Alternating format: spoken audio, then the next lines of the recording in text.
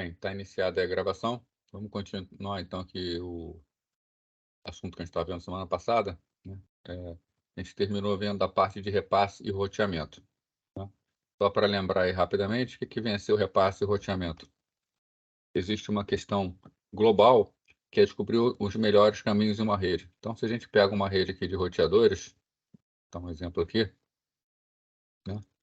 E a gente precisa sair de uma rede de origem e chegar até uma rede no destino, né? Imaginar que seria esse caminho aqui.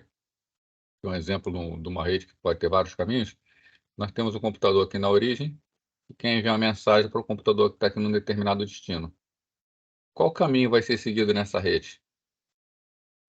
Então, essa é uma decisão que é importante, né? Que vai levar em conta vários aspectos. E quem vai tomar a decisão desses caminhos é o algoritmo de roteamento, né? Então, o melhor caminho pode ser, por exemplo, esse caminho que sai desse roteador, vai para o roteador de cima, desce por esse enlace aqui e vai até chegar no destino. A escolha desse caminho, a decisão do caminho que tem que ser seguido da origem até o destino, é feita pelo algoritmo de roteamento, né? Então, essa decisão é o roteamento quem faz. Agora, o roteamento é essa questão global. Uma vez escolhido o caminho, são criadas várias tabelas de roteamento. Então, por exemplo, esse roteador aqui tem a tabela dele. Essa tabela que a gente chama de tabela, na verdade, chama de tabela de repasse, tá? A tabela de repasse diz respeito a quando uma informação chega pela entrada do roteador, a tabela é consultada e, de acordo com o destino, é escolhida a saída. Se a informação está chegando para um lado, ela pode sair por aqui ou pode subir, tá? Então, essa tabela de repasse é quem faz a passagem, né? Então, é o que a gente chama de repasse. Então, o roteamento é uma questão global, o roteamento diz respeito a toda a rede, né? E ele visa decidir os caminhos. E uma vez decididos, são criadas as tabelas de repasse. O repasse é uma questão local. Quando chega uma informação no roteador, o repasse determina a saída de acordo com a tabela que foi criada pelo roteamento. Bom, agora a forma de lidar com isso no roteador, tá, nesse elemento aqui de comutação, dá origem a duas técnicas, né, que são conhecidas como técnicas de circuitos virtuais e técnicas de datagramas, tá? Então vamos estudar as duas aqui, né, depois vamos ver aquela que é usada na internet, que é o datagrama, e a gente vai focar depois no datagrama. Mas circuitos virtuais são técnicas também bastante importantes, ou é uma técnica bastante importante.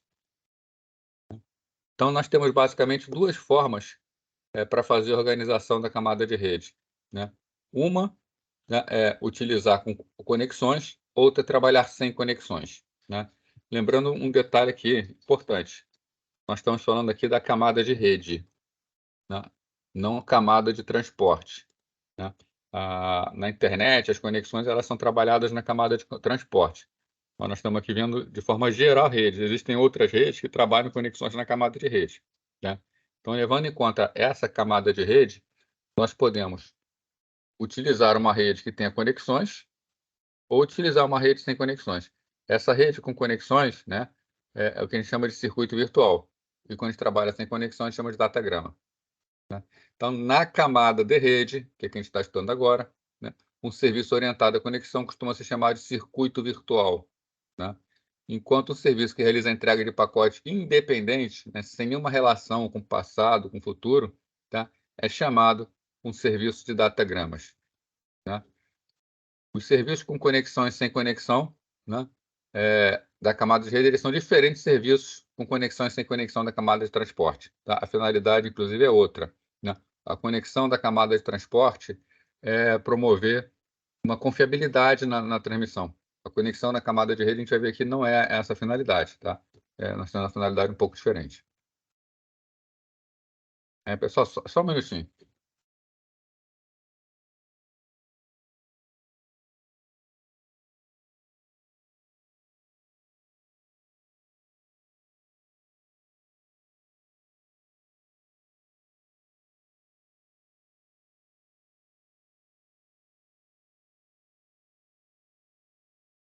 Oi, pessoal, desculpe aqui, pedir um pouco de silêncio aqui. Então, continuando aqui, né? Então, na camada de transporte, o nosso objetivo é confiabilidade, enquanto na camada de rede, o que a gente está procurando é trabalhar melhor a troca de pacotes, ou fazer isso de forma mais rápida, agilidade na troca de pacotes.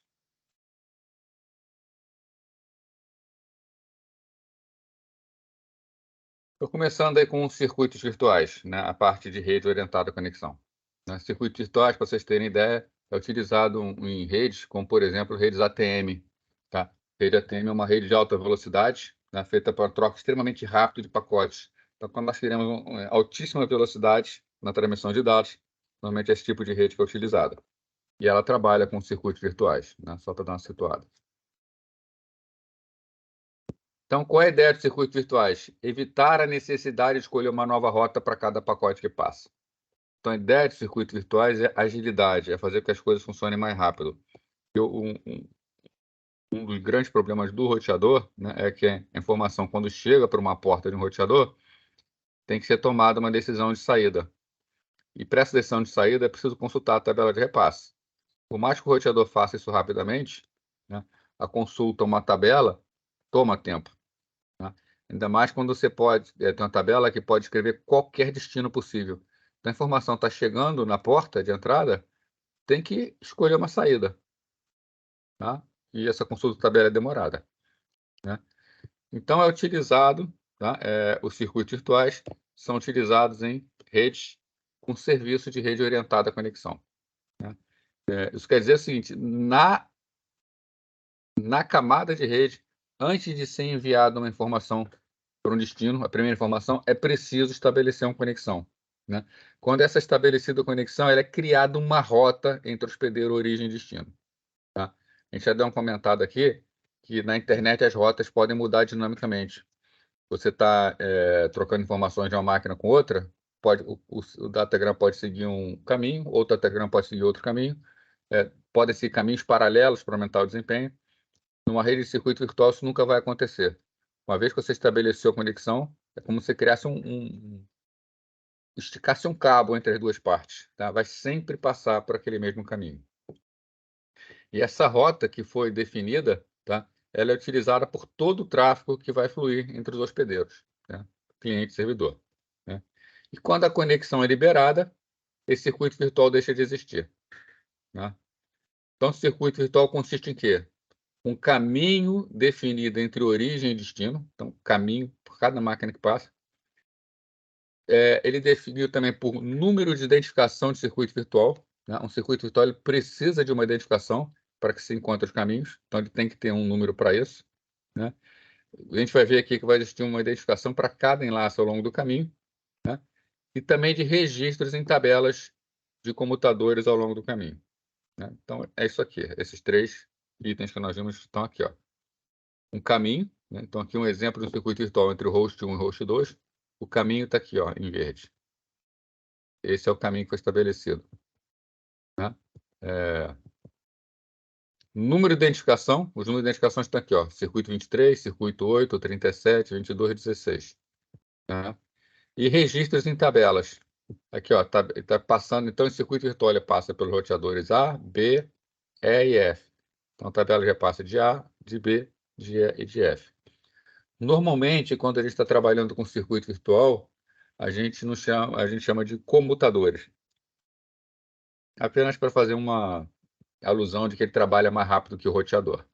Tá? Mas no final o trabalho é bastante parecido. Tá? Então, esse exemplo desse circuito virtual aqui, né? Como é estabelecido?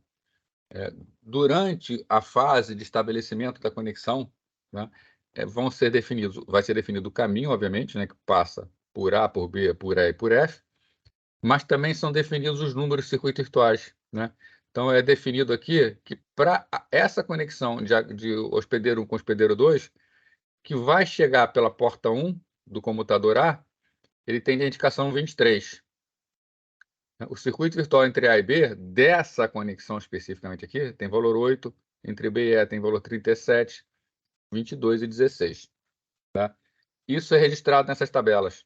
Tá? É claro que a tabela é bem mais completa, aqui eu só estou mostrando a linha que interessa ao nosso circuito. Tá? Então, para esse circuito, são essas centrais na tabela. O que acontece com essa tabela? Essa tabela aqui está falando o seguinte, um pacotinho que chega, né, pela linha 1, pelo circuito virtual 23. É como o hospedeiro 1 identifica. O hospedeiro 1 identifica a conexão dele com o hospedeiro 2 pelo número do circuito virtual 23. Para ele, é o 23. Quando essa informação chega pela porta 1 do computador A, ele vê aqui, ó, linha de entrada 1, circuito virtual 23. Já tem essa informação na saída, de saída. Então, ele tem aqui que vai ser utilizada, vai ter que sair pela linha 3, e o circuito virtual de saída vai ser o circuito virtual 8. Né? Então, você vai chegar no B, quando chegar no B, vai chegar pela linha 1 com o número 8. Então, o que o B faz? Consulta a linha 1, circuito 8, ele sabe que tem que sair pela linha 2 com 37. Então, sai pela linha 2 com 37. Aqui no E, está chegando pela linha 2, circuito 37. Ele vai jogar para a linha 3, circuito 22. Por fim, o roteador F vai receber pela linha 1, circuito 22, vai jogar para a linha 3, circuito 16. Então, o hospedeiro 2 recebe pelo circuito virtual 16.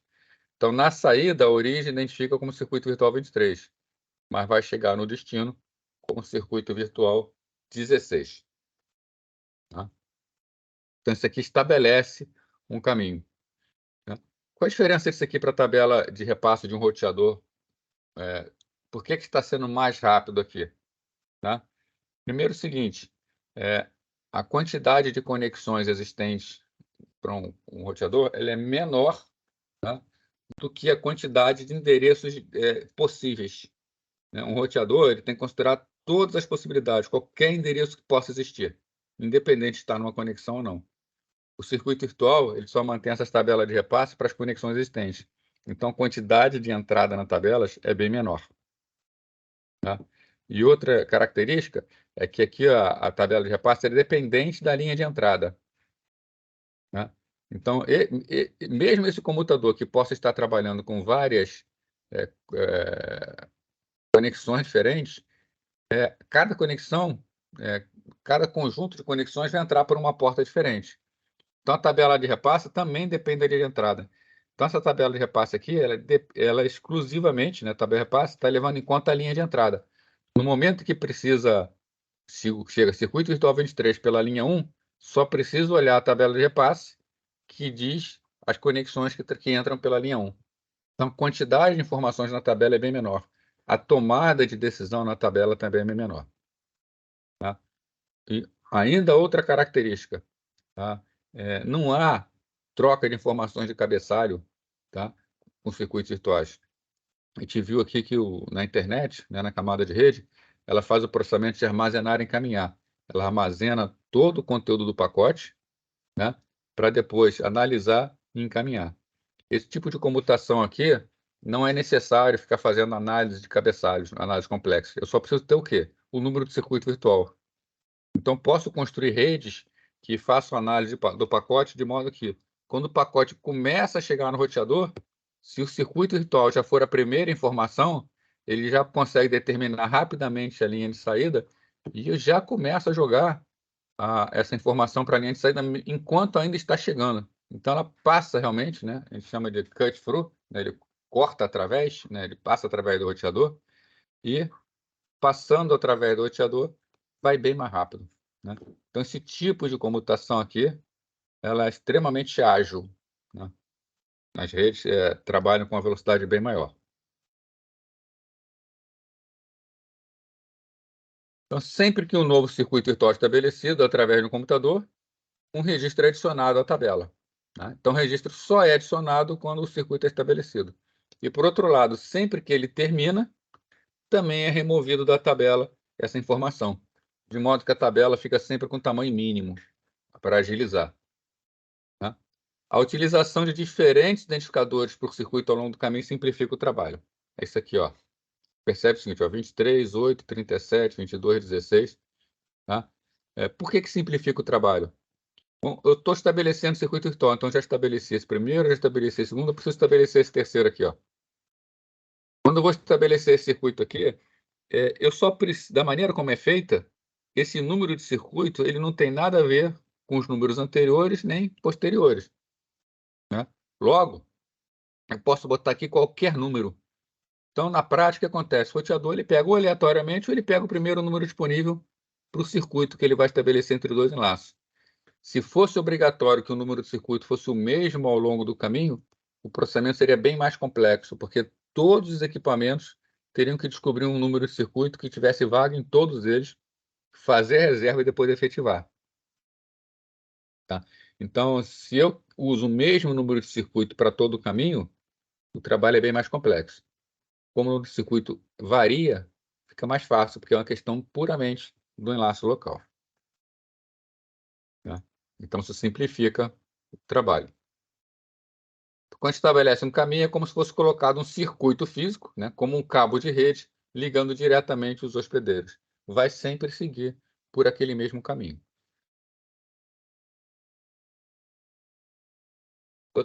Outra característica importante aqui é o seguinte: como os pacotes seguem sempre pelo mesmo caminho, eles chegam sempre na ordem que saíram lá da origem. Tá?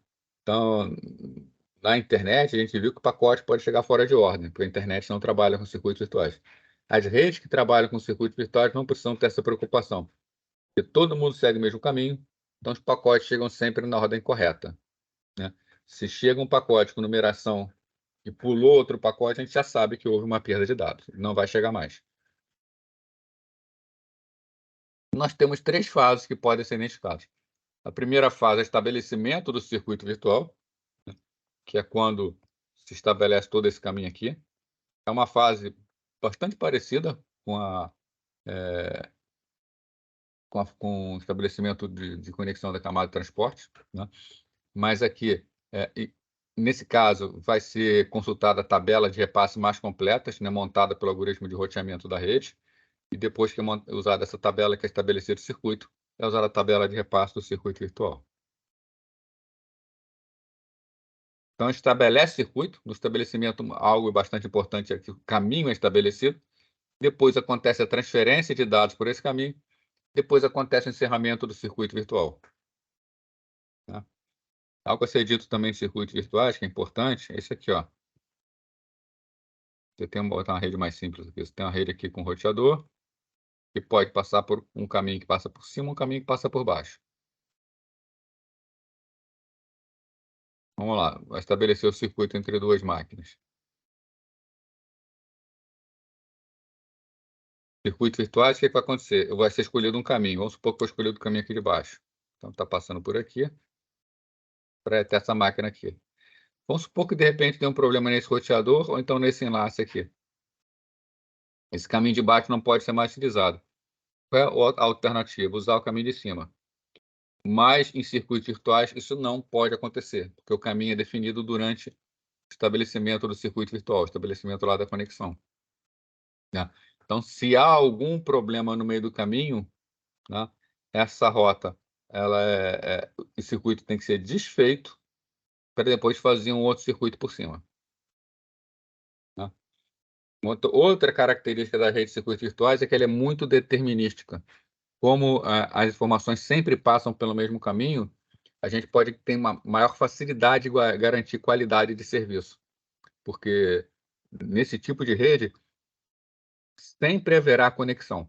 Não tem como haver transmissão entre duas máquinas sem conexão. Né? Então, dessa forma, quando eu vou estabelecer, eu quero uma garantia de qualidade, eu preciso uma garantia de qualidade, por exemplo, nesse enlace aqui, que ele não pode ficar sobrecarregado além de determinado limite. No momento do estabelecimento da conexão, eu evito novas ligações aqui, se eu não, se isso for prejudicar a qualidade do meu serviço. Né? Então, posso definir parâmetros, e esses parâmetros eles são facilmente gerenciáveis pela rede.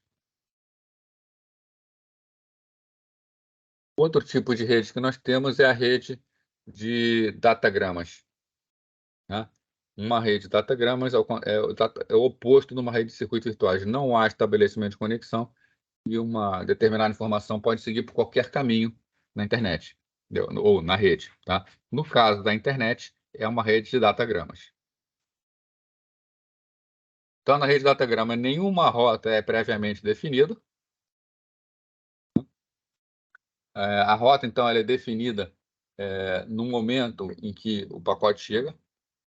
Então, cada roteador usa ao longo do caminho o endereço destino do pacote para determinar por qual interface deve enviar o pacote. Ele realiza o repasse. Tá? Então, é bastante parecido, obviamente, com o circuito virtual da tabela de repasse. O grande questão é o tamanho da tabela de repasse, que é muito grande, que leva em conta todos os destinos possíveis, e não só o que existe em uso na rede no momento. Tá? Outra coisa, conforme eu já falei com vocês, questão de qualidade. A tabela de repasse ela vai dar um jeito de mandar sempre, e nem que prejudique a qualidade de serviço da rede. Então, como não há estabelecimento de circuitos, os roteadores têm que manter tabela baseada em destino do pacote, qualquer que seja o destino. Né? Ou seja, o roteador precisa ter, na sua tabela de repasse, todas as redes possíveis. Tá? Se as tabelas de repasse forem alteradas durante uma transferência, os datagramas ou uma mensagem podem fazer caminhos diferentes ao destino. Né? Então, a gente tem um algoritmo de roteamento trabalhando. A gente vai ver aqui o algoritmo de roteamento mais para frente. Se as condições da rede mudam, as rotas da rede mudam. Então, se está havendo uma transferência de dados numa rede de datagramas e há alteração nas rotas, por qualquer que seja a razão, os pacotes passam a seguir por um novo caminho. A gente viu aquela situação anterior, onde pode dar um problema no enlace, mas às vezes nem dá um problema, o enlace continua funcionando, só que ele passa a ficar sobrecarregado.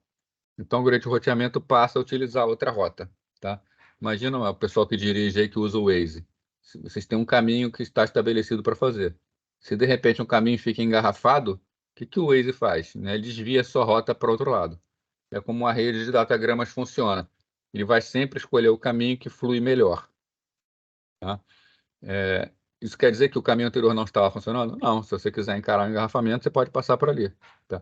Mas o que o algoritmo de roteamento faz é desviar você para um caminho melhor. Tá? Numa rede de datagramas, não vai haver esse desvio. Né? Uma vez estabelecida uma rota, é sempre a mesma rota. Né?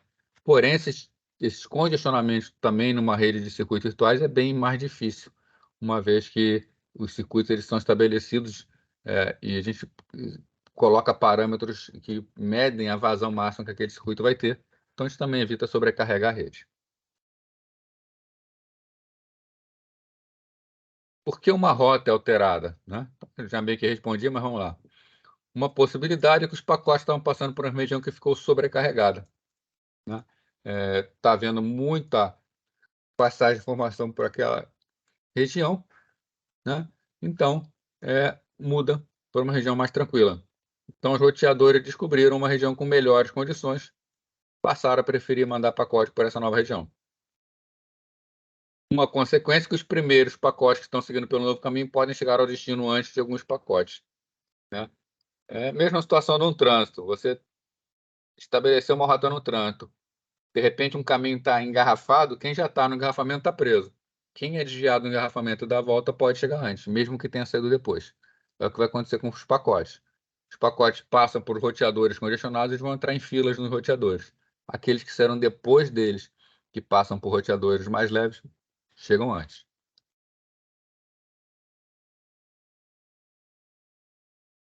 Aqui os problemas que podem acontecer em uma rede com datagrama. Tá? A gente pode perder datagramas, né? Por erros na rede. Isso aí, circuito virtual também pode acontecer, então não é desvantagem. Né? Datagramas podem chegar com erro, por problemas na rede também. Tá? Também pode acontecer com o circuito virtual. Né? Datagramas podem chegar fora de ordem. Né? Isso aqui não vai acontecer nesse circuito virtual. Né? E datagramas podem ser duplicados. Né? Então, numa rede de circuito virtual também, nas que forem implementadas, também são tomados cuidados para evitar isso aqui. Tá? Mas numa rede de datagrama, então nós vamos perder, chegar com erro, chegar fora de ordem ou ser duplicados. Tá? E o IP vai fazer exatamente isso aqui. Tá? O IP pode perder datagrama, pode entregar com erro. Tá? O IP pode se entregar datagrama com erro. Os datagramas podem chegar fora de ordem, né? E podem ser duplicados, é até comum, principalmente quando a gente passa por enlace sem fio. Questão de endereçamento.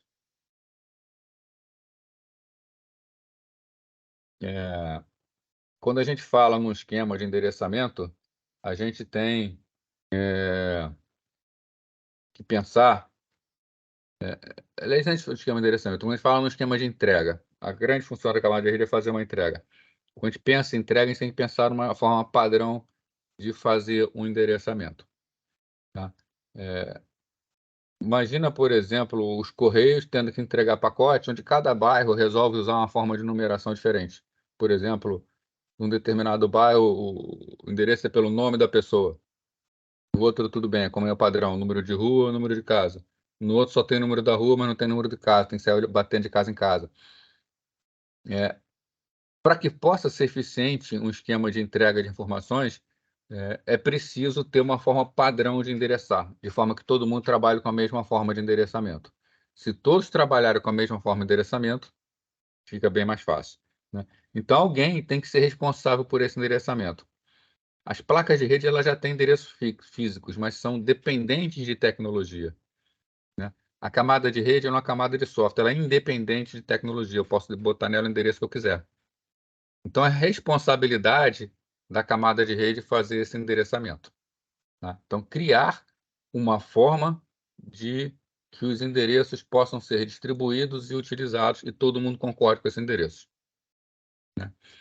Basicamente, tem dois tipos de endereçamento que são possíveis. Eu não estou falando apenas de tipos, tá? É o que a gente chama de endereçamento hierárquico e endereçamento horizontal, né? No hierárquico, o endereço de uma entidade qualquer, ele é construído de acordo com os endereços correspondentes aos vários níveis da hierarquia que ele faz parte, né? Então, quando você olha para o endereço, você já tem mais ou menos noção, né, da onde está aquela localização, né? Por exemplo, o endereçamento que é utilizado em rede de telefonia, rede telefônica. Vocês sabem que com telefone você consegue ligar para qualquer número no mundo inteiro, né? Então, estou falando aqui de rede pública de telefonia, tá? Telefone fixo.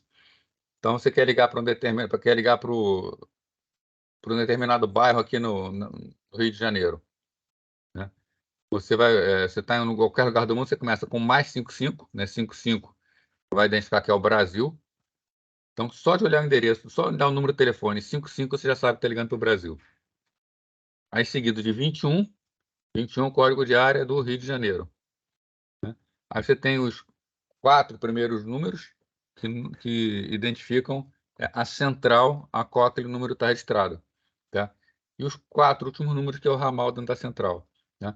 Então, esse número da central, você consegue saber, inclusive, o bairro onde aquele número se encontra, né? Então, olhando para um número de telefone, não importa de qual lugar do mundo seja esse número de telefone, você sabe, tem uma noção muito boa de onde está localizado geograficamente aquela informação, tá? Aquele telefone.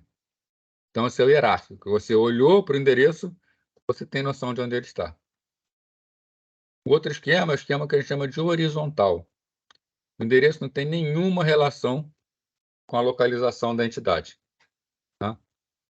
O tipo de endereço comum muito utilizado são nas placas Ethernet ou nas placas de rede sem fio, as placas Wi-Fi. Esse tipo de o endereço já sai de fábrica, gravado na placa, né? Então a placa é colocada numa caixa, essa caixa vai para a expedição, ela pode ser despachada para qualquer lugar do mundo. Então não adianta você olhar para o endereço de uma placa de rede que você não consegue dizer aonde está essa placa de rede com base apenas no endereço. O endereço vai ser sempre o mesmo, não importa em qual lugar do mundo a placa seja utilizada, né? No caso da internet, o endereçamento IP é hierárquico ou horizontal, tá? A distribuição de endereços IP na internet, a fim de facilitar o roteamento, é hierárquico. Mas pensa em termos de roteamento. Você precisa construir um algoritmo que você precisa encontrar uma máquina de acordo com o endereço dela. Imagina se for um endereçamento horizontal. Como vai funcionar esse esquema de roteamento? Vai ser extremamente complexo, porque você vai precisar encontrar aonde essa máquina está no mundo. Você tem endereçamento hierárquico, você olhou para o endereço, você tem noção de onde essa máquina está, tá? Então, é muito mais fácil a gente trabalhar com roteamento, quando usa endereçamento hierárquico. Então, considerações sobre o roteamento indicam vantagem na utilização de endereçamento hierárquico, já que contém informações explícitas sobre o local onde está a identidade. Por outro lado, o endereço horizontal facilita o esquema de reconfiguração. Eu tenho uma placa de um notebook que eu estou usando aqui no Brasil. De repente, eu vou viajar lá para a Europa, um país qualquer da Europa. Eu levo meu notebook, ligo ele na rede, eu não preciso mudar o meu endereço físico, não preciso mudar nada na minha placa de rede, não preciso mudar nada no meu Wi-Fi. Ele continua funcionando, porque esse endereçamento não tem, ele não tem significado de localização. Por outro lado, se eu estou com meu notebook no Brasil, eu tenho um endereço IP nele, se eu for para a Europa, eu sou obrigado a mudar esse endereço IP, por causa do esquema de roteamento. Não dá para utilizar esse mesmo endereço. Então, como funciona a internet? O endereço IP na internet ele é hierárquico. Olhando para o endereço IP, você tem noção de onde aquela máquina está.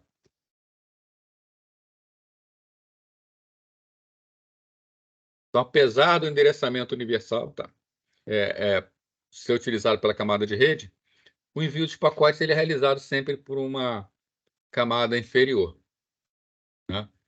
Isso quer dizer o seguinte: você tem, por exemplo, aqui, você tem um computador.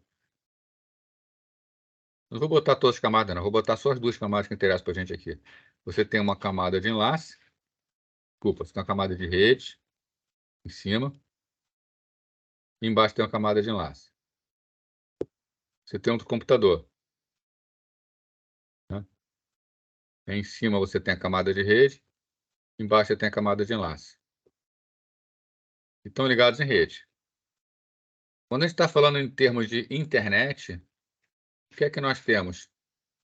Eu tenho uma máquina que tem endereço de rede aqui em cima, endereço IP, e que ele quer mandar uma informação para essa máquina que tem endereço IP do outro lado ali. A internet trabalha com base em endereço IP. As grandes redes, o endereçamento que vale para as grandes redes são endereços de rede. Porém, a camada de rede, ela efetivamente não faz a transferência de dados, ela só passa para a camada de baixo. A gente viu que numa estrutura em camadas, a camada de rede passa para a camada de enlace. A camada de enlace ela vai trabalhar junto à camada física. Uma tecnologia de placa de rede ela implementa tantas camadas de enlace quanto física. Só que na placa de rede nós temos camada de enlace física. Do lado de cá também, camada de enlace física. Efetivamente, aonde acontece a transmissão? Efetivamente acontece aqui, na camada de enlace. Então, aqui a máquina que tem endereço de rede A quer mandar informação para a máquina que tem endereço de rede B.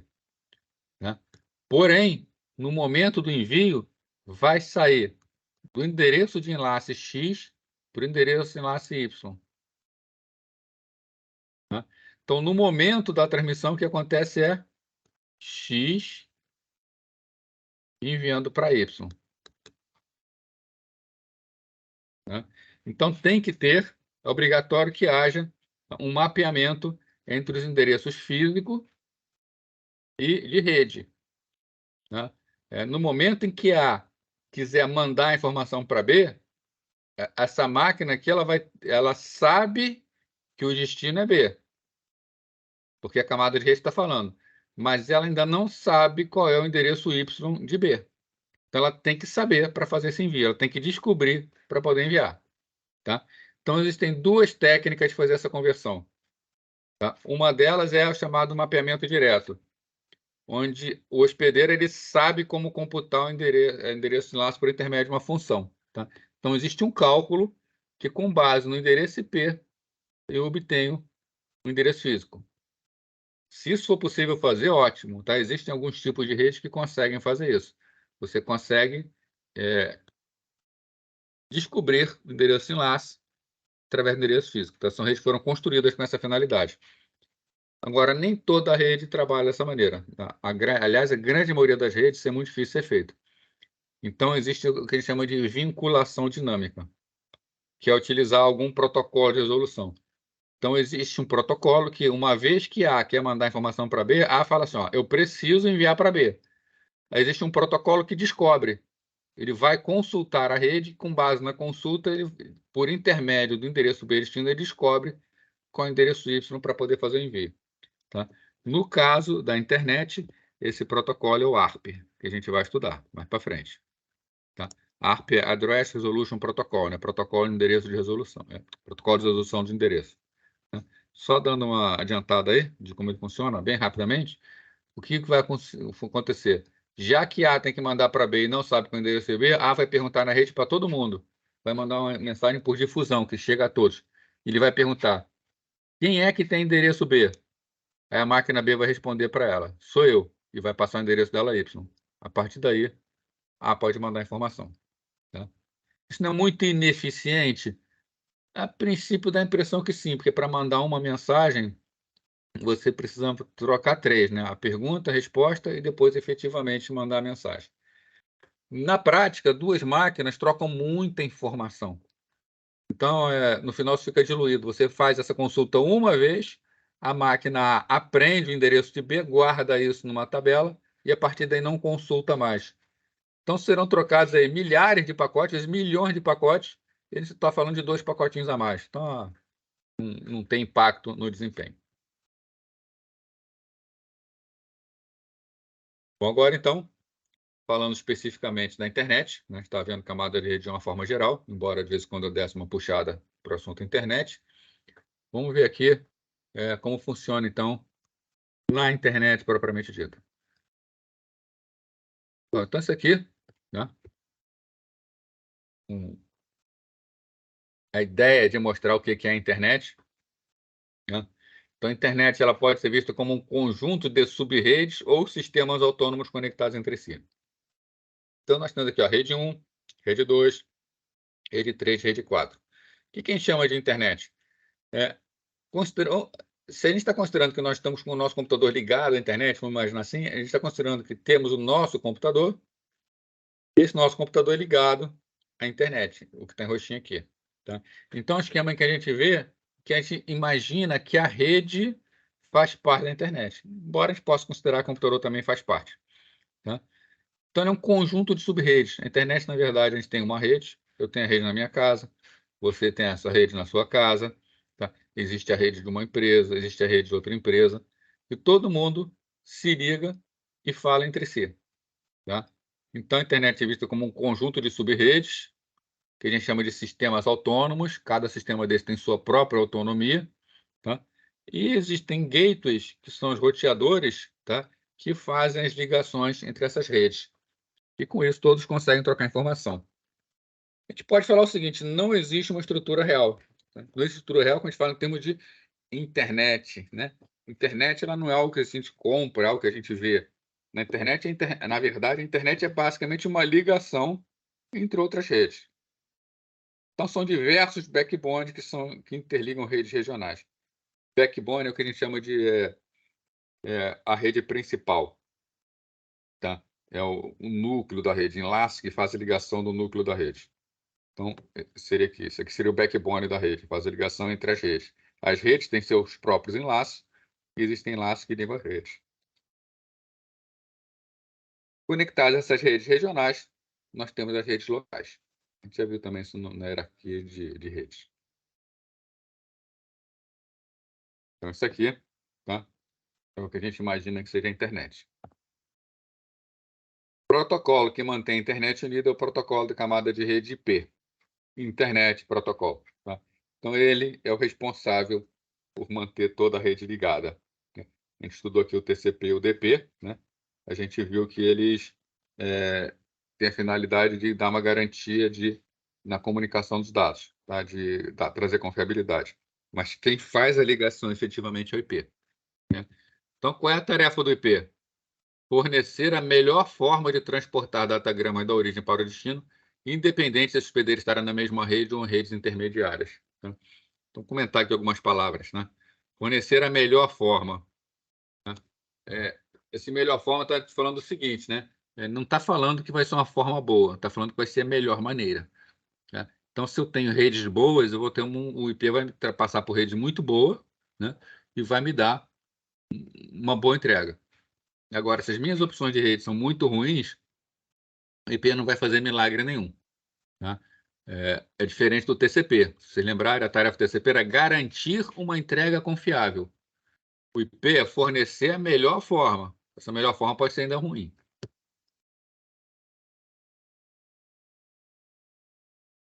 Imagina o seguinte, você está fazendo um download de um arquivo do servidor, né? A camada de transporte receberá o fluxo referente a essa transferência, né?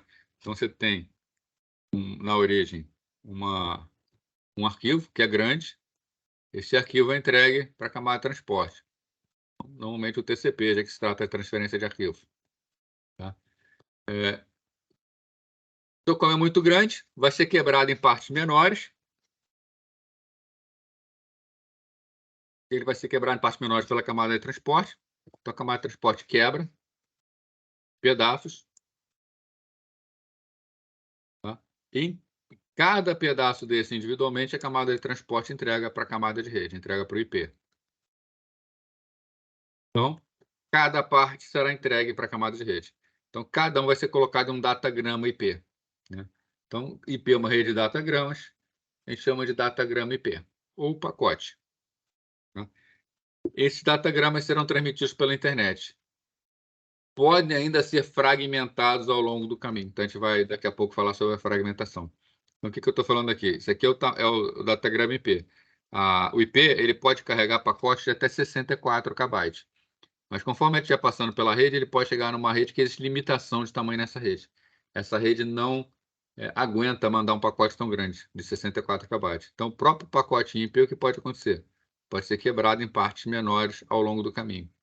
E essas partes vão sair em quadros independentes. Então, aqui é o que a gente chama de fragmentação.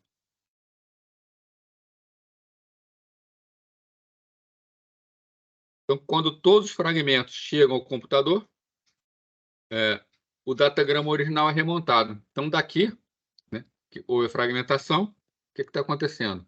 Estão indo vários pedacinhos pela rede até chegar no destino. Quando chega na máquina de destino, o que acontece? Esses pedaços são todos unidos e o datagrama original é remontado, tal qual saiu na origem.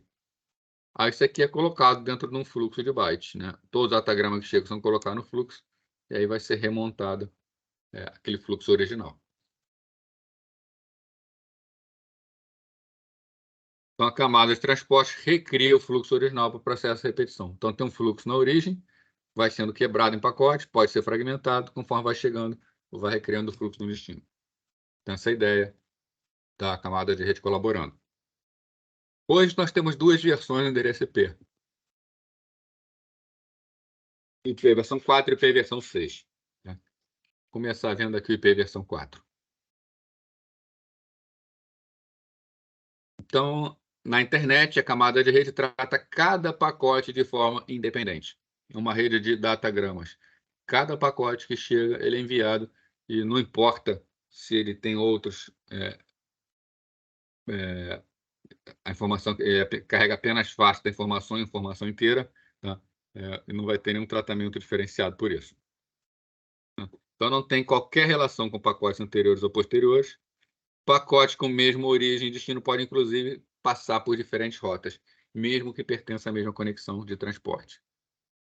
O endereço IPv4 ele foi definido no RFC 791, ele foi atualizado pela 1349, 2474 e 6864. Tá? Então, esses aqui são os documentos que descrevem como funciona o protocolo IP. Então, ele é um protocolo oficial da internet, uma vez que está definido pela RFC. Ele é um documento público, tá? E sendo um documento público, qualquer um pode usar para fazer a sua implementação. Algumas definições aqui. Datagramas são unidade básica de informações que passam pela internet. A camada de transporte quebra o fluxo em partes e cada parte vai num datagrama. Fragmentos são partes de um datagrama que era muito grande e foi quebrado em unidades menores. Então, o datagrama é um pedaço de um fluxo. Um fragmento é um pedaço de um datagrama. Né? Eles são quebrados porque precisam caber dentro da porção de dados da rede física, que pode não suportar um datagrama tão grande. Pode ser que seja necessário fragmentar para que possam ser transportados pela rede. Né? O tamanho máximo do fragmento é determinado pelo MTU da rede. Né? MTU é a capacidade que a rede tem de transportar dados.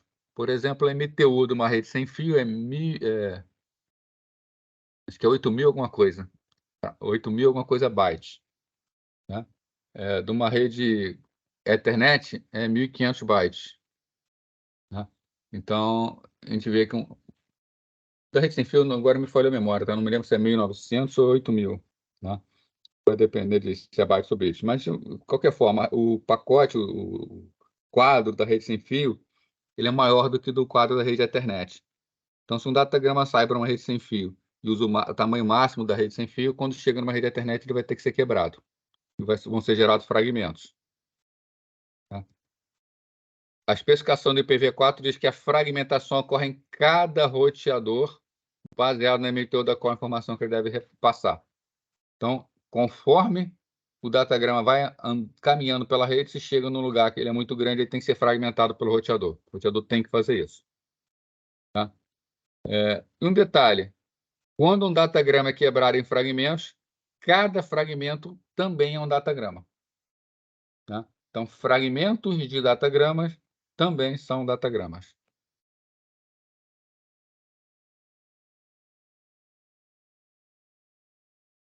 Isso aqui é o campo de cabeçalho do IP versão 4.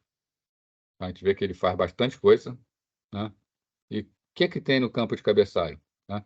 Primeiro, o cabeçalho tem uma parte fixa de 20 bytes, tá? Que é essa parte aqui, inicial. Né? E uma parte tamanho variável, com opções, para se houver. Tá? Então, no mínimo, o cabeçalho IP consome 20 bytes. Primeiro campo aqui, tá? Aqui tem 32 bits, então 4 bytes. Aqui um campo de 4 bits, chamado versão. Versão do protocolo a que o datagrama pertence. Então, quando o datagrama IP chega no destino, se a gente tem uma máquina, com muitas das máquinas atualmente, que a gente está na fase de transição, que tem tanto o protocolo IP versão 4 quanto o protocolo IP versão 6, conforme esse datagrama chega, a máquina de destino ela precisa saber se está recebendo um datagrama da versão 4 ou um datagrama da versão 6. Então, o primeiro campo é o campo versão, é o que diz qual é a versão do datagrama, tá? Ou do protocolo IP. No caso aqui, vai vir uma sequência de bits indicando que é a versão 4. Depois vem um campo que é comprimento do cabeçalho. Né? O cabeçalho tem tamanho fixo de 20 mais uma parte opcional. Então, se for um cabeçalho padrão, vai dizer, tá? Que é um cabeçalho de 20 bytes. Se houver alguma parte opcional, o tamanho vai informar isso. Isso é importante para a gente saber onde começam os dados. Depois vem um campo chamado tipo de serviço. Permite que o hospedeiro informe sobre a rede e tipo de serviço que deseja. Tá? São possíveis várias combinações de confiabilidade e velocidade. Um detalhe importante, tá? Esse tipo de serviço aqui, o IP não garante que ele vai fazer nada com relação a isso. Tá? Pode ou não fazer, vai depender da configuração, de como as redes estão configuradas. Tá? Um exemplo desse tipo de serviço. E você pode ter aqui, normalmente usado para qualidade de serviço. Tá? Esse aqui pode ser um pacote, tá? IP de VoIP, né? De telefonia via IP. Como é um pacote de uma conversa telefônica, é muito problemático se ele sofrer atrasos pela rede. Né? Então, pacotes VoIP, eles vão com um tipo de serviço marcado, indicando que ele é um serviço que ele precisa de prioridade na passagem das filas. Então, quando ele chega no roteador, se o roteador tem filas, normalmente esse tipo de pacote é passado à frente na fila. Né? Então, ele vai ter prioridade. Nem todo roteador vai fazer isso. Tá? O IP em si, o próprio protocolo IP, não faz nada com relação a isso. Ele apenas fornece esse campo para que, se for o caso, você tenha equipamentos que, se esse equipamento olhar esse campo, ele pode priorizar isso aí. Tá? Então, também nem todo roteador prioriza o tipo de serviço.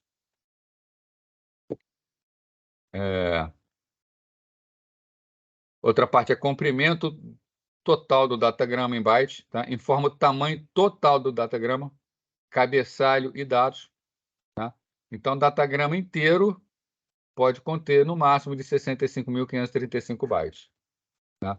Tamanho aqui é um número de 16 bits, 2 elevado a 16, dá 65.536 combinações diferentes. Vai de 0 a 65.535. Então, esse aqui é o máximo que o IP consegue carregar. Está sendo determinado por esse campo aqui, comprimento do cabeçalho. E 65 KB, na verdade, é muita coisa. Tá? A maioria das redes trabalha com unidades bem menores. Identificação.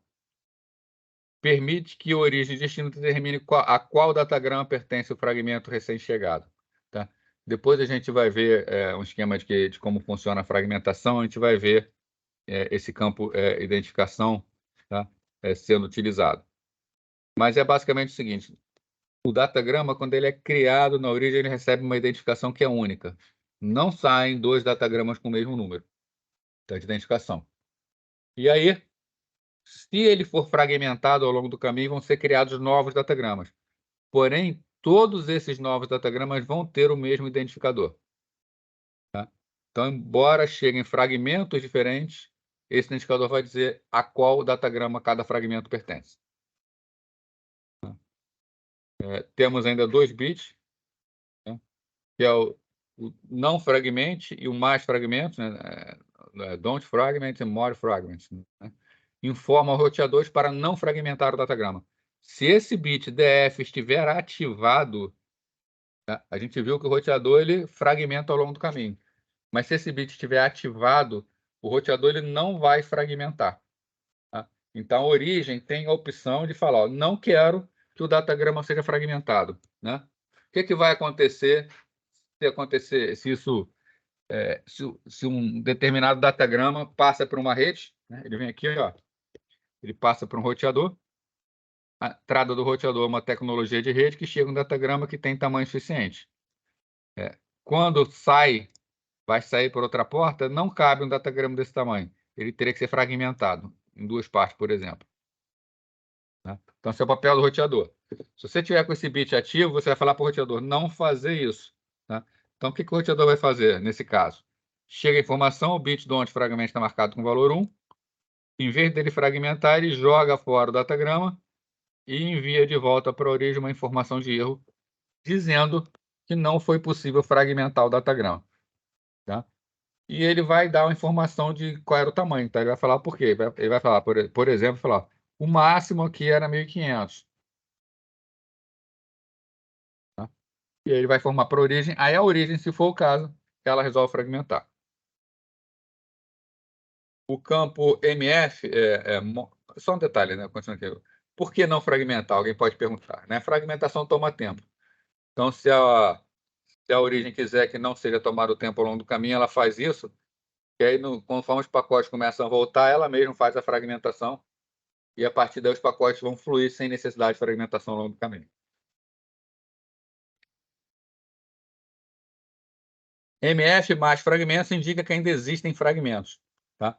Então, é o seguinte, é a forma que o IP tem de saber se todos os fragmentos de determinado datagrama chegaram. Então, no nosso exemplo aqui, né, vem um pacotão aqui. Né, esse campo, mais fragmentos, vem com 0, porque ele é único, não existe fragmento dele. Né? Conforme ele for fragmentado, se ele for fragmentado em 2 partes, por exemplo, o que vai acontecer? A primeira parte vem com bit marcado com 1, para indicar existem mais fragmentos, e a segunda parte vem com bit 0, para dizer não temos mais fragmentos. Tá? Então, conforme o datagrama ele vai sendo fragmentado, todos os seus bits, todos os seus fragmentos recebem o valor 1, menos o último, que recebe o valor 0. Ele vai indicar, acaba em mim. Eu sou o último fragmento do datagrama. Tá? Então, MF, né, para indicar se tem mais fragmentos ou não. E, por fim, para trabalhar a fragmentação, tem um campo que é deslocamento de fragmentação. Né? Informa em que ponto do datagrama atual o fragmento pertence. Então, isso é uma numeração dos fragmentos. Né? Então, um datagrama ele foi quebrado em vários fragmentos. A gente não pode confiar na ordem que chega, porque a gente viu que datagramas podem chegar fora da ordem. Então, fragmentos também podem chegar fora de ordem. porque daqui para frente vão passar por outras redes. Essas outras redes podem ter caminhos diferentes para cada fragmento. Então, quando é fragmentado, aqui esse número recebe um deslocamento em relação à fragmentação e o fragmento pode ser remontado na ordem correta. Vai ver com mais detalhes isso para frente. Temos um campo tempo de vida. Esse campo tempo de vida é importante para o roteamento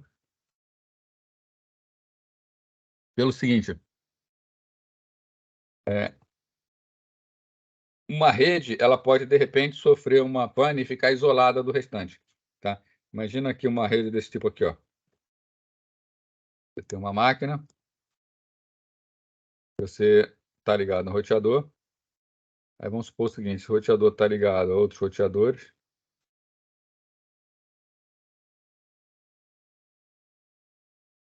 E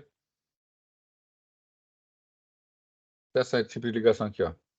E a saída para a internet é por esse outro roteador aqui. E de repente esse roteador cai, ele para de funcionar. Só sobreviveu essa parte aqui da rede. O que vai acontecer? Um pacote, ao tentar sair para a internet, pode ficar circulando, rodando infinitamente aqui na rede. E conforme as máquinas vão inserindo o pacote na rede, vai aumentando essa inundação na rede. Tá? E vai chegar um ponto que os roteadores vão parar. Tudo bem, a gente já não tem mais acesso à internet, mas pelo menos a rede interna está funcionando. Então, se não houver um mecanismo para evitar isso, a própria rede interna para. Então, é um contador que é utilizado para limitar o tempo de vida útil do pacote. Toda vez que um pacote passa para um roteador, cada vez que ele passa, esse tempo de vida é diminuído em 1. Tá? Então, ele é um contador de contagem regressiva a cada roteador que passa. Quando chegar a 0, tá? O pacote é jogado fora. Então, isso evita que pacotes com endereços mal formados ou que problemas na rede possam paralisar toda a rede. Tá? E os pacotes que estão há muito tempo na rede são descartados dessa maneira. Tem um campo chamado protocolo da camada superior. Né? O IP é um protocolo da camada de rede, então a gente está carregando o pacote para outros protocolos. Então, dependendo do valor que tem aqui, ele sabe para quem vai entregar. Né? Por exemplo, se aqui dentro tiver o valor 6, ele sabe que ele vai ter que entregar, ele sabe que ele está carregando informação TCP. Então, ele entrega essas informações para o protocolo TCP. Se o valor que estiver ali dentro for 17, ele sabe que ele está carregando informação UDP. Então, ele vai entregar para o UDP. E por fim aqui, né, por fim não, né, ainda depois temos o endereço. Soma de verificação do cabeçalho. Confere o cabeçalho para determinar se ocorreram erros. Aqui chama de checksum. Tá? É feito um cálculo. Assim como a gente viu para o TCP, tá? E para o UDP, a mesma coisa, é feito um cálculo para saber se tem erros na transmissão. Aí pode perguntar assim, mas o IP não pode entregar com erro? Então, como é que funciona isso aí? Tá? O IP pode entregar com erro, tá? Confere o cabeçalho. Essa soma de verificação só verifica o cabeçalho. Então, a soma de verificação se limita a essa parte aqui. Ó. Tá? Dados estão fora da soma de verificação. Então, se houver algum erro em qualquer bit aqui em cima, tá? Se houver erro em qualquer bit aqui em cima, o pacote ele é jogado fora. Se houver erro nos dados, ele não tem como saber. Então, ele entrega os dados com erro.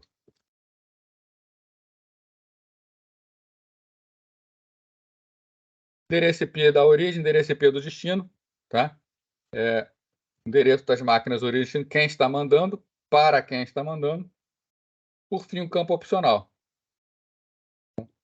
Então, é utilizado para permitir que sejam colocadas informações que não estão previstas no protocolo original. Na prática, não existe.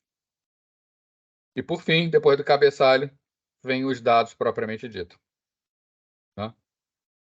Então, olhando para o cabeçalho rapidamente, a gente vê o seguinte: possui tamanho variável, né? Então tem comprimento cabeçalho.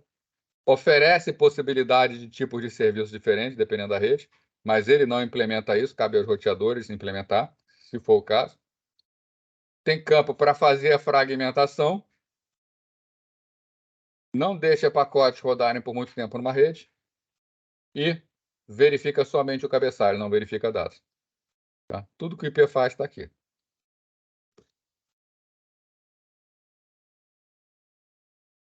Agora que eu havia comentado com vocês, né, como funciona a fragmentação e remontagem, tá, de um datagrama IPv4. Né? Tanto é que era 8.000 bytes mesmo. Perdi aqui o... Ih, pessoal, espera que o PowerPoint acabou de voar aqui. Está iniciando.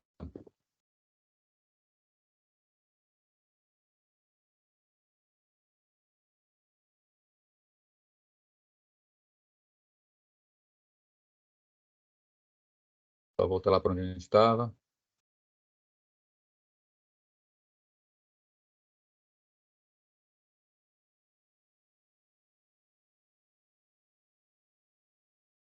Isso aí, coisas de PowerPoint, né? Isso aí dá.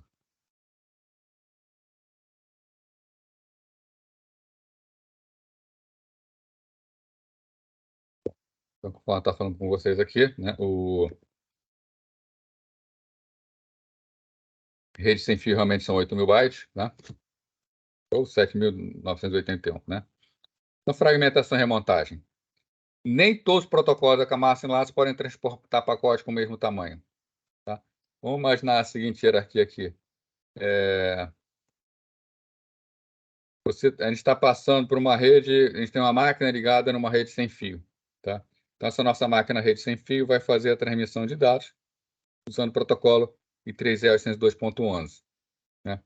Então, está aqui a minha máquina, tem uma anteninha, essa informação se propaga pela rede. Então, o pacote IP sai propagando aqui. Se eu vou usar o máximo rede, o que acontece com o pacote? Ele está com 7.981 bytes, que é o que a rede sem fio faz. Aí chega no AP aqui, recebe essa informação e sai para uma rede Ethernet. O que aconteceu? 7.981 é muito maior que 1.500. A rede Ethernet só permite 1.500 bytes. Então, esse carinha aqui vai ter que ser quebrado em partes menores. Tá? Então, provavelmente aqui, em quantas partes? Em 6 partes, mais ou menos. Né? Então, vamos lá. Quebra em partes menores.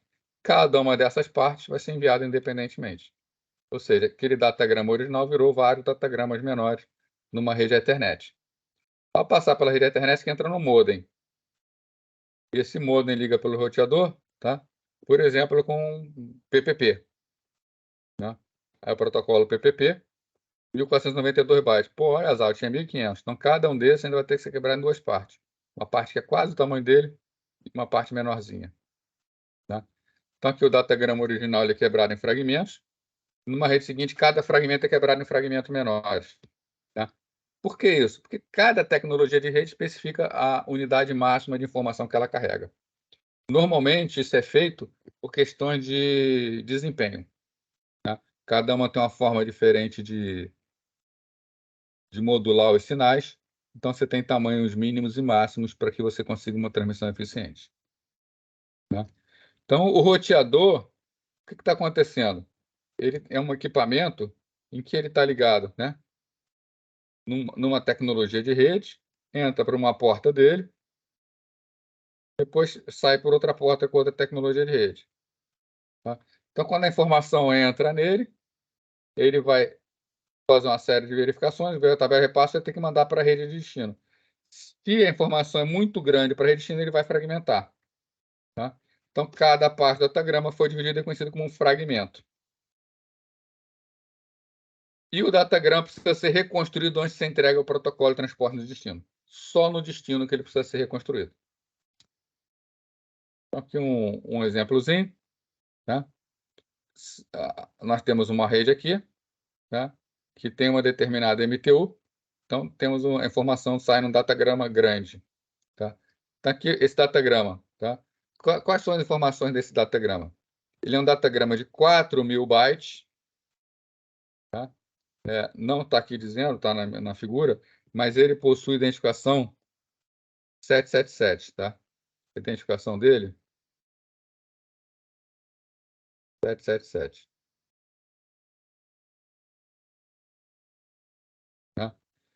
quando ele passa pelo roteador, vão ser gerados 3 fragmentos. Né? O que vai acontecer em cada um desses fragmentos? No primeiro fragmento, tá? Repara o seguinte, ó, tem 4.000 bytes de informação, né? O cabeçalho IP, ele ocupa 20 bytes. Vou voltar aqui, ó. Né? Cada linha aqui são 4 bytes, ele ocupa 1, 2, 3, 4, 5 linhas. 5 vezes 4, 20. Ele ocupa 20 bytes. Então, o primeiro fragmento aqui, ó, tá? O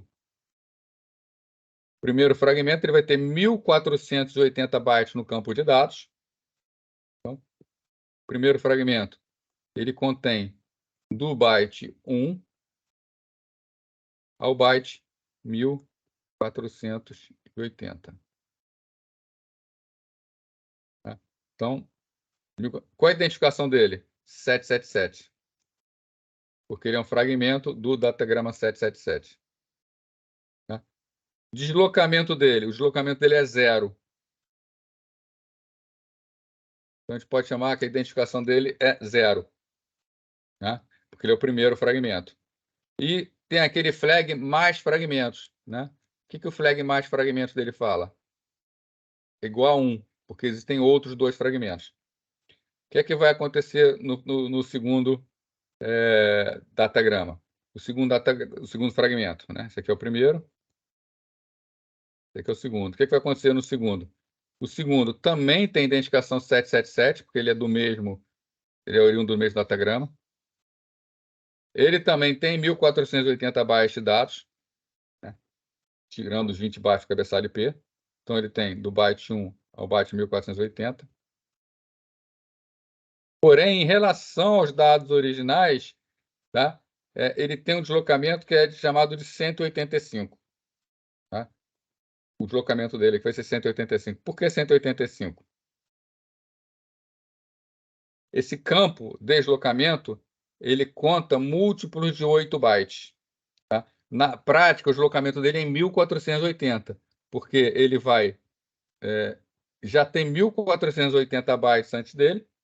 Tá? Então, na verdade, esse byte aqui, no fluxo original, qual é o primeiro byte aqui? No fluxo original, ele é o byte 1.481. Então, ele tem um deslocamento em relação ao fragmento original de 1.480 bytes. A gente divide por 8, tá? O número que vem aqui dentro é 185. Então, a identificação desse datagrama vai ser 185. Tá? Os fragmentos, eles sempre são quebrados em múltiplo de 8. Sempre. Né? E falta aqui, né? Se já foi 1.480 mais 1.480, faltam 1.020 bytes de dados. Então, o terceiro datagrama tem 1.020 bytes. Vai do 1 ao 1.020. Um detalhe, aqui em cima, o campo mais fragmentos também é igual a 1. Mais fragmentos igual a 1. Porque tem outro fragmento. O terceiro fragmento tem identificação 777. Também. Tá? O deslocamento dele, tá? É de 2.960, dividido por 8 vai ser 370. Tá? Então, o deslocamento dele é 370. E como ele é o último fragmento, o campo mais fragmentos dele igual a 0. Então, foi quebrado em 3 fragmentos. Os primeiros fragmentos indicam que existe ainda um último fragmento, e o último fragmento com MF igual a 0, para dizer que não tem mais fragmentos. Tá? E essa quebra aqui é importante, porque se aqui para frente for necessário, por exemplo, esse fragmento meio ser quebrado novamente, né? O que a gente não numera? Fragmento com 1, 2, 3. Vamos imaginar o seguinte, que a gente fez a numeração dos fragmentos aqui com 1. A gente chamou aqui, ó. Esse aqui era o fragmento 1, esse aqui era o fragmento 2, esse aqui era o fragmento 3. Se eu precisar quebrar esse fragmento no meio, como é que fica? Tá? Eu preciso dizer que tem 2 fragmentos entre 1 e 3, mas só tem um número aqui. Então, por isso que opta em usar o deslocamento. Porque, nesse caso, se eu preciso quebrar novamente, o que vai acontecer? O primeiro fragmento vai estar com o deslocamento 185, e o segundo fragmento com o número no ponto em que foi quebrado. Por exemplo, 200. Dessa forma, quando chegar no destino, né, eu vou saber exatamente a ordem. O primeiro é o 0, o segundo é o 185, o terceiro é o 200, o quarto é o 370. Ok, pessoal?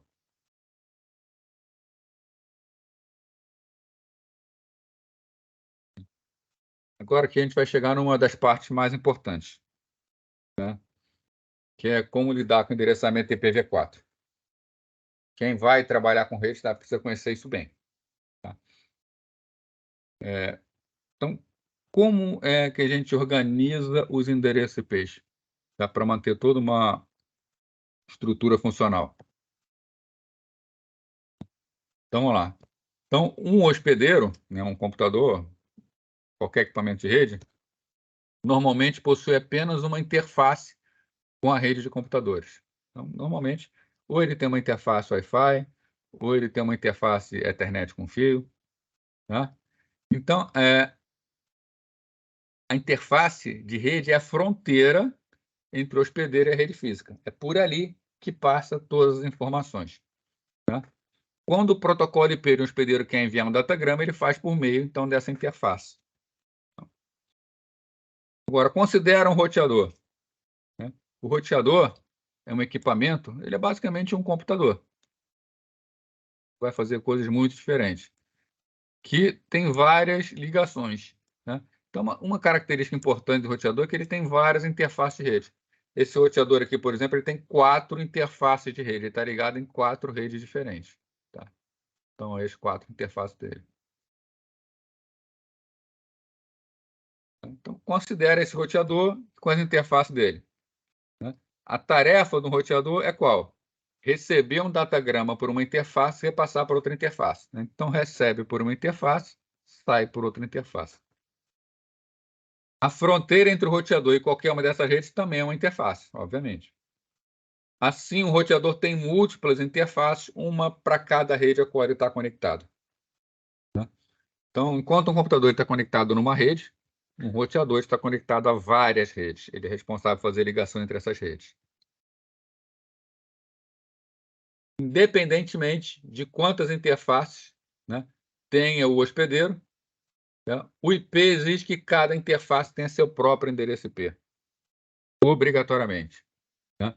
Então, vamos supor o seguinte, você está na sua casa e você tem um notebook, né, e esse notebook ele tem uma rede com fio e uma rede sem fio. Você ligou as duas.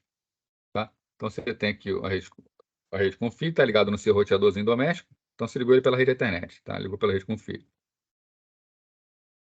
E você também tem uma interface sem fio que também está ativa. Esse roteador também tem uma interface sem fio que está ativa. O que acontece? É estabelecida uma conexão Wi-Fi aqui entre o seu computador e o roteador. Você, nesse momento, você está com duas interfaces de rede ativas. Você está com a interface de rede sem fio ativa, tá? Que sai pela antena, e você está com a interface Ethernet ativa, que sai pelo cabo. Você receberá dois endereços IP diferentes. Tá? Cada interface vai ter seu próprio endereço IP, estando ou não na mesma subrede. No caso aqui está na mesma subrede, tá? Você está ligado por enlaces diferentes no mesmo roteador. Tá? Então, o que a gente afirma aqui? Tecnicamente, tá? Um endereço IP está associado a uma interface e não com o hospedeiro que contém aquela interface. Tá? Então, tecnicamente, o endereço IP ele não é da máquina, ele é da interface. Obviamente, essa interface está na máquina, por extensão, a gente fala que também está na máquina. Mas, tecnicamente, quem recebe é a interface. O endereço IP ele tem comprimento de 32 bits, ou 4 bytes. Digo lá no formato do datagrama IP. Tá? Se ele tem 32 bits, temos um total de 2 elevado a 32 endereços possíveis. Isso dá aproximadamente 4 bilhões de endereços IP. Tá? Na verdade, não temos isso tudo, porque vários desses endereços são perdidos. Né? A gente vai discutir também sobre isso. endereço IP são escritos em notação decimal separada por pontos. Né? O que é isso? Tá, isso aqui é o endereço IP aqui embaixo. Tá? O endereço IP é um número binário de 32 bits. Agora, imagina a gente ter que ficar decorando esse endereço IP aqui, eu tenho que anotar esse endereço para levar para outro lugar. Tá? Então, para facilitar a vida do ser humano, a gente usa o que a gente chama de notação decimal separada por pontos. O que a gente faz? A gente separa esses 32 bits em 4 campos de 8 bits e separa ele por pontos. Tá? Então, nós temos um primeiro campo, ponto, um segundo campo, ponto, um terceiro campo, ponto, um quarto campo. E a gente também converte de binário para decimal. Por exemplo, essa sequência aqui, 1, tudo 0, é o decimal 192. Essa sequência aqui é o decimal 168. Essa sequência aqui é o decimal 23. Essa sequência aqui é o decimal 67. Então, esse endereço que a gente está vendo, tá? Aqui embaixo, que é um endereço binário de 32 bits, nós falamos que ele é o endereço 192.168.23.67. Tá? É uma forma que fica mais fácil do ser humano lidar com esse tipo de endereço. Um detalhe, cada campo tem 8 bits. Então, o valor de cada campo desse vai de 0 até 255. Tá? Não tem como ser maior que 255 e também não tem como ser negativo. Então, cada byte do endereço é escrito em sua forma decimal, separada dos outros bytes por um ponto, como a gente fez aqui. E aqui está o exemplo, está explicando o que eu acabei de falar para vocês. Isso aqui, para quem não lembra, está aqui como é feita essa conta. Tá? A gente pega cada posição, aqui a posição 0, 1, 2, 3, 4, 5, 6, 7. Então, temos ativadas as posições 6 e 7. Então, esse aqui é 2 elevado a 7, mais 2 elevado a 6 dá 9 e 2. Tá? Se você pegar esse aqui final, vale 0, vale 1. 0, 1. E o outro 1 está na posição 6. Então, 2 elevado a 6, mais 2 elevado a 1, mais 2 elevado a 0. 64 mais 2 mais 1, 67. Tá? Então, 1, 9, 2, 1, 8, 23, 67. Tranquilo aí a anotação de endereço IP? Mas sempre lembrando o seguinte, para a máquina é mais fácil isso aqui. O roteador trabalha com isso aqui, ó, bit a bit. Bom, cada interface em cada hospedeiro tem que ter um endereço IP globalmente exclusivo. Tá? Assim como o correio não pode entregar uma correspondência num determinado endereço, se esse endereço tiver mais de um lugar, porque ele não vai ter como saber qual dos endereços para quem ele tem que entregar, o mesmo vai valer com o endereço IP na internet. Tá? Se duas máquinas tiverem o mesmo endereço IP, não tem como a rede saber para qual máquina fazer a entrega. Né? Então, o endereço IP tem que ser globalmente exclusivo, ou seja, não pode se repetir na rede. Então, a gente observa a figura aqui. Ó. Aqui temos um roteador ligando duas redes. Então, esse roteador tem duas interfaces de rede, tá? Ligando 6 hospedeiros. Então, a interface aqui é 192.168.0.1, 192.168.1.1. Tá? Os hospedeiros da esquerda possuem endereço IP na forma 192.168.0x. Repara que todos os endereços que estão aqui na esquerda iniciam com 192.168.0. Então, essa é uma característica importante. Tá? E todo mundo que está na direita inicia com 192.168.1. Não é por acaso. Tá? Então, todo mundo aqui, ó, 92.168.0.1, 92.168.0.2, 03, 04. 11, 12, 13, 14. Cada uma dessas sub-redes que conecta 3 hospedeiros mais a interface do roteador é a forma que a gente chama de sub-rede. Então, isso aqui tudo é uma rede. É claro que esse lado esquerdo também é uma rede, mas quando a gente considera a rede como sendo o todo, as partes dela são sub-redes. Então, aqui nós dizemos que nós temos uma rede, e dentro dessa rede nós temos a sub-rede que está à esquerda e uma sub-rede que está à direita.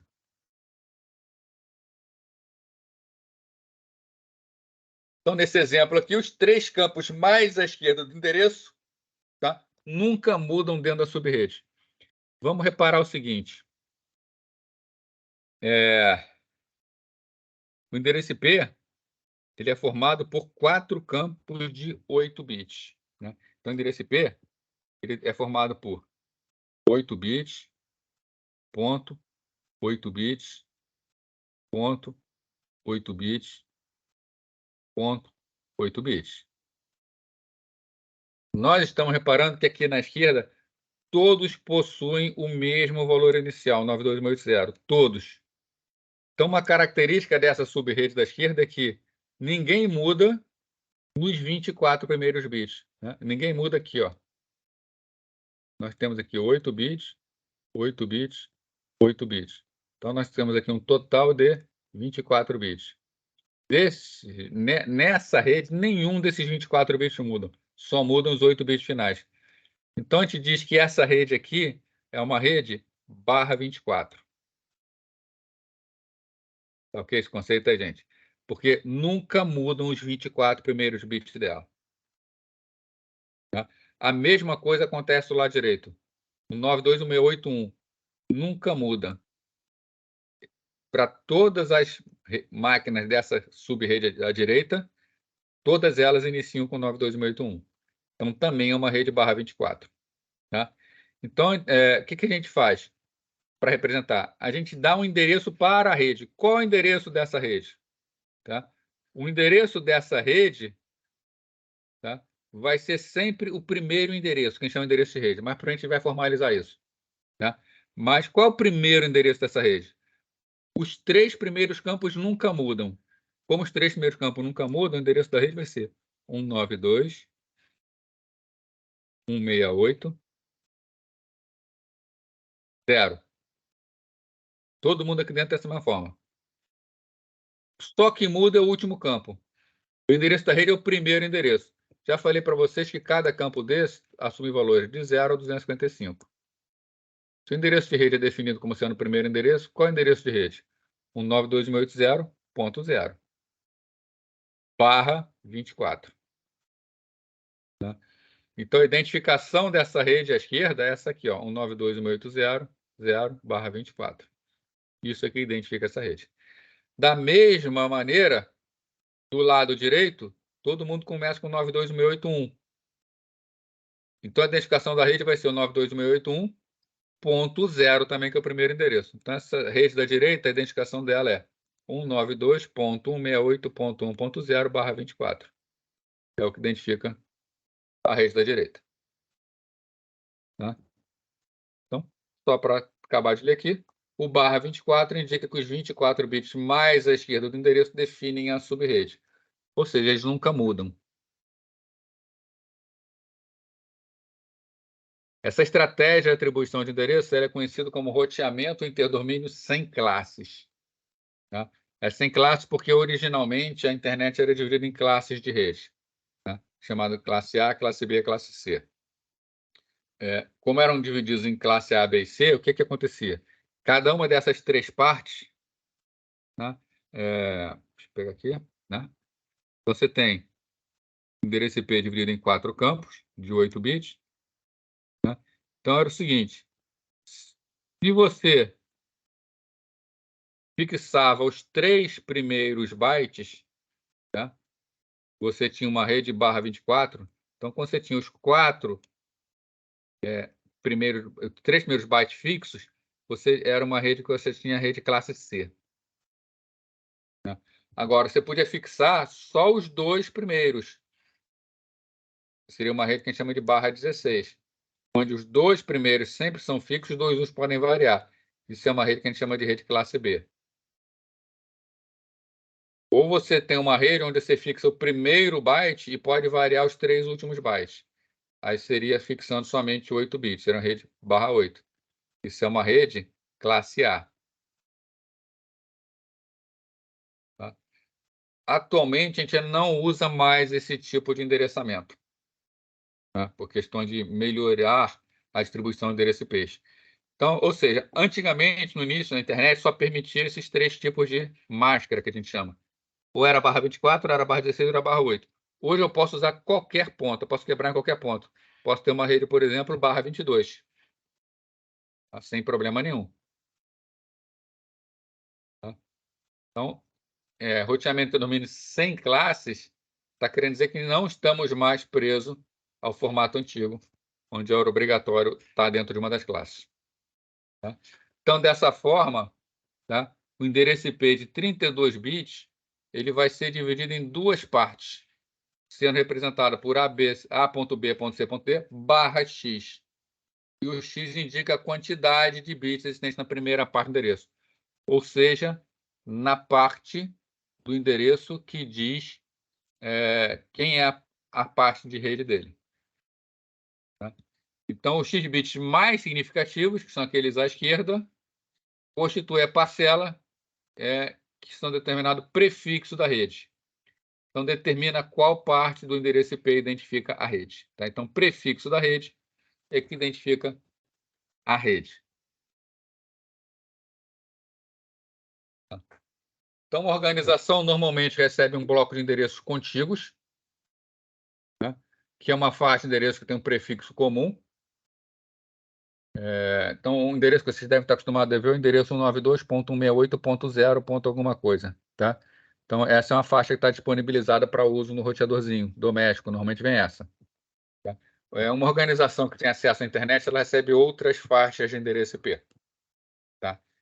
Então, essa faixa ela é determinada pelo endereço base, que é o primeiro endereço, barra a quantidade de bits que vai identificar a rede.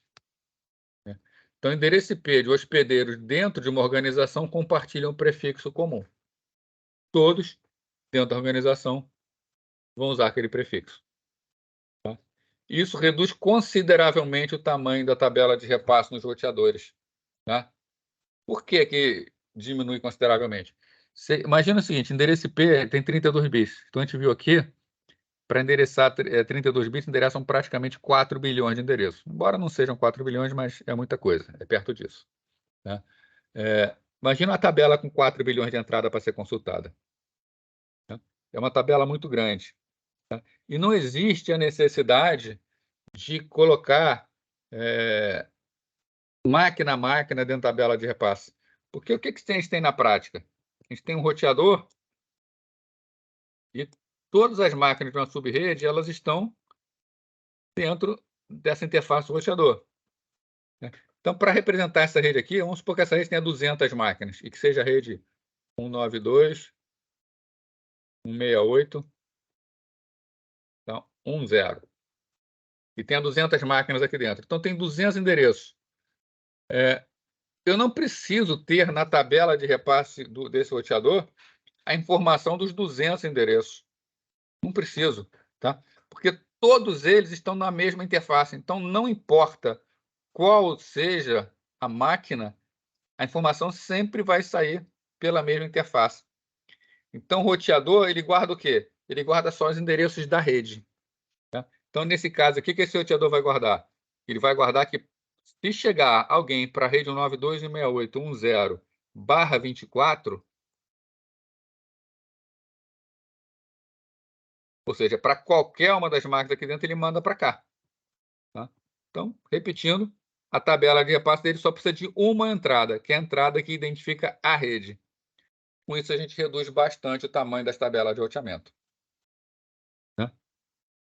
Imagina ainda a seguinte situação, um continente inteiro. Tá? Imagina um roteador de núcleo da internet que está roteando para todos os lados. Né? Como o endereçamento IP é hierárquico, a gente falou aqui que ele era distribuído de forma hierárquica, significa o seguinte, né? América do Sul, por exemplo, a faixa de endereços de IP que estão distribuídos para a América do Sul é contínua. Vai desde um determinado endereço até um outro endereço. Então, o roteador de núcleo que precisa fazer o roteamento para a América do Sul, ele não precisa conhecer todas as redes da América do Sul individualmente, precisa saber todas as máquinas. Na verdade, ele possui apenas uma entrada, e essa entrada identifica toda a América do Sul. Isso diminui imensamente o tamanho das tabelas de roteamento. Tá? Isso é fundamental para que os roteadores possam trabalhar. Ok? Isso aí, gente. Esse conceito é importante. Uma dúvida aí?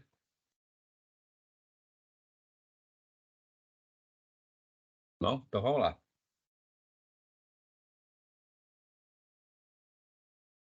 Se os primeiros bytes, tá? Vamos considerar a rede barra 24 aqui. Se os 3 primeiros campos identificam a rede, no caso, estou falando especificamente do exemplo da rede barra 24, tá?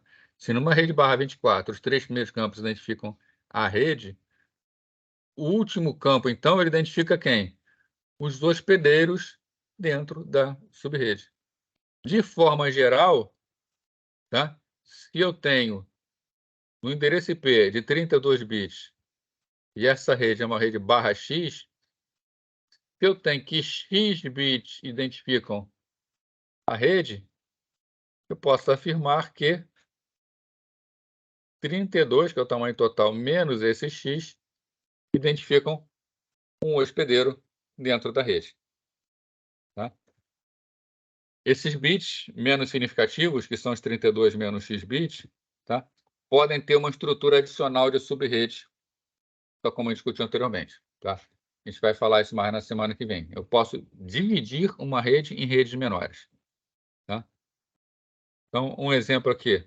Tá? Suponha que os 24 bits desse endereço aqui, A, B, C, D, especificam o prefixo da rede de organização. Tá? Então, nós temos aqui, ó, ABC barra 24, os 3 primeiros bits estão identificando a rede. O último bit, o host. Então, os 8 bits restantes identificam os hospedeiros específicos da organização. Tá? Agora, eu posso, dentro do que eu posso mexer, né, eu não posso mexer na parte da frente. Se eu mexo na parte inicial do endereço, eu estou afetando outras redes. Porém, se eu mexo na parte final do endereço, eu só estou afetando a minha rede. Eu posso pegar e modificar a minha máscara de modo que eu passe bits do campo que identifica o hospedeiro para o campo que identifica a rede. Com isso, eu posso criar mais redes. Né? Então, no exemplo aqui, ó, eu tenho uma rede barra 24. Se eu tenho uma rede barra 24, eu tenho uma rede, e dentro dessa rede, como eu tenho 8 bits aqui dentro dessa rede eu posso ter até 256 endereços. Agora, eu posso, por minha conta, pegar desses 8 bits que tem aqui, 3 bits, e considerar que esses 3 bits vão fazer parte do esquema de endereçamento da rede. Com isso, a minha rede vai passar a ser uma rede barra 28. Tá? Com essa rede barra 28, eu vou ter a minha rede original, eu vou ter mais 3, então aqui eu vou ter os 24 bits originais que identificam a minha rede, vou ter mais 3 bits que podem ser utilizados, não, barra 28 são mais 4, né? Mais 4 bits que podem ser utilizados para identificar a rede, e mais 4 bits são utilizados para identificar os roteadores, os hospedeiros dentro dessas redes. Isso quer dizer, então, que aqui com 4 bits que eu estou fazendo, 2 elevado a 4 é 16.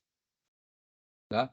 Então, quando eu passo 4 bits, né, foram 4, no meu campo de endereço de host para o campo de endereço de rede, estou criando 4 novas subredes.